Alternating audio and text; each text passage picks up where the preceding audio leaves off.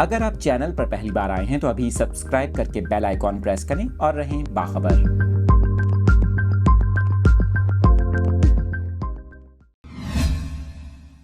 Update कर रहे हैं आपको इस अहम खबर से मुतालिक। आपको बताएं कि हुकूमत ने जाते जाते सरकारी मुलाजमीन को तोहफा दे दिया। हुकूमत की जानिब से सरकारी मुलाजमीन के लिए बड़ी खुशखबरी का ऐलान किया गया है। आपको इस अहम खबर की तफसीलात बता रहे हैं। हुकूमत ने सरकारी मुलाजमीन के स्पेशल ड्यूटी अलाउंस में इजाफा कर दिया और इस हवाले से नोटिफिकेशन भी जारी कर दिया। आपको बता रहे हैं कि हुकूमत की जानिब से सरकारी मुलाजमीन के स्पेशल ड्यूटी अलाउंस में 50% इजाफा कर दिया गया।